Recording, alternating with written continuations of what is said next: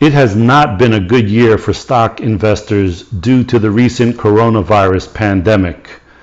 Boeing, however, has been having problems even before the coronavirus started, and now its problems have accelerated because of the shutdown in travel, which is causing airlines to cancel orders for its planes. It has now said it backs a minimum of $60 billion in public and private liquidity for the aerospace manufacturing industry as the coronavirus grounds air travel. Should Boeing be bailed out, or should it be left to its own devices, like trying to sell stock and dilute current stockholders who are already sitting on a stock that went as low as 89 just recently, which is about 80% lower than the high of about $450 a share just 1 year ago in March 2019. Boeing's credit rating was just lowered to BBB, which makes it 2 notches above junk status. Its risk of default over the next 5 years on its obligations is now 32%. They also just recently drew down a $13 billion line of credit. It is believed they did this before the banks pulled this line of credit with the deteriorating economy, like many banks did during the 2009 financial crisis. So, is Boeing heading to a bailout or bankruptcy, or will it bounce back if the coronavirus threat goes away quickly? Well, I don't like using the term too big to fail, but in this case, this is the reality. Boeing has 160,000 employees and is the only large aircraft manufacturer in the US, as well as a large supplier of military aircraft to the US. So I doubt they will be going out of business. That does not mean that shareholders will not have their shares diluted or even wiped out if there is a bailout and the government takes a large equity stake in the company. There has been a lot of pushback and criticism of the recent talk of a Boeing bailout. This is for a few reasons. For one, Boeing's problems didn't start with the coronavirus. They started with the 737 MAX airplane. Boeing grounded all 737 MAX airplanes after 2 planes crashed in 2018 and 2019. Boeing has been accused of cutting corners to save money by bolting on new fuel-efficient engines onto a tweaked existing airframe. That significantly reduced the airframe development costs of the 737 MAX project. Boeing then directed some of those savings to repurchase Boeing stock. The grounding issue is said to have cost them $20 billion, including payments to airlines for lost revenue on their grounded planes. In fact, the biggest gripe about Boeing is the share buybacks, because they spent $43 billion since 2013 on share buybacks. Buybacks help shareholders in the increased stock price from Boeing being a buyer of its own stock. But buybacks really help the CEO and other executives more, because their compensation, which includes stock grants, rewards them for things like earnings per share growth. Buying back the stock increases earnings per share growth because it reduces the number of shares that the total earnings are divided over. To show you in an example how share buybacks make the earnings per share bigger, let's have this example that pretend Boeing had a total number of shares outstanding of 1 million shares and a net income for the year of $1 million. So their earnings per share would be $1 million divided by 1 million shares, or $1 per share. Now, Imagine if they bought back 25% of these 1 million shares and now they only had 750,000 shares. And their net income is that same $1 million.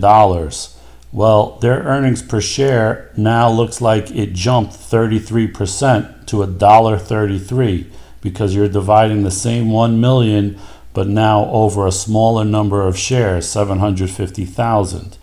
And now let's say they went and bought back even more shares and now they only have 500,000 shares outstanding, but the same $1 million in net income. Now they have earnings per share of $2 per share. So did they grow their income 100% from $1 per share to $2 per share? No, their income is the same, but their earnings per share really did grow 100% based on the net income divided by the shares outstanding. So that's how increasing share buybacks makes the earnings per share growth go up, and that benefits the CEO and other executives whose pay is based on earnings per share growth. Another problem with buybacks is that they are done at higher and higher prices. Look at the huge run-up in the share price from 2013 when the buyback started. Now, if they have to do additional stock offerings at these below $100 a share prices, they will be doing the exact opposite of buy low and sell high. During these buybacks, they have bought back 200 million shares for $43 billion, which means their average purchase price was about $215 per share. Instead of using that money to ride out a downturn in the economy or for the development of new planes, they mostly wasted it all. Also, Boeing still has a dividend right now. They paid out $4.6 billion in dividends last year. So if they want a bailout, they can't keep paying their shareholders close to $5 billion a year while they're asking for taxpayers to bail them out. And this is what opponents of a bailout are angry about. They don't want a repeat of the 2009 financial crisis where CEOs, executives, and shareholders reaped the rewards on the way up and then stuck taxpayers with the bill for a bailout on the way down. I know a lot of people have been looking at Boeing because they think it is cheap now. Well, it is down so much for a very good reason. Also, the people who thought it was cheap and kept buying it all the way down from the 400s to the 300s to the 200s are sitting on big losses right now. So just because it came down a lot doesn't mean it can't go down more, especially because of this really big problem they're having. Boeing will survive in some form going forward. If the coronavirus problem ends quickly, it could bounce back a lot. If the coronavirus drags on for a few months, they will definitely need a bailout. And I would expect the stock price to be much lower, or the shareholders' stake will be diluted if the government takes an equity stake. So if you think Boeing may be a good investment going forward, just be aware of the risks that come with a bailout, and always don't bet the farm because you see what could happen to any single stock. So there is real risk here going forward. So you don't want to put all your money on one idea because there's always a risk that it gets even worse. Whether Boeing gets a bailout or not, Boeing and the airlines will not be going back to normal business levels anytime soon.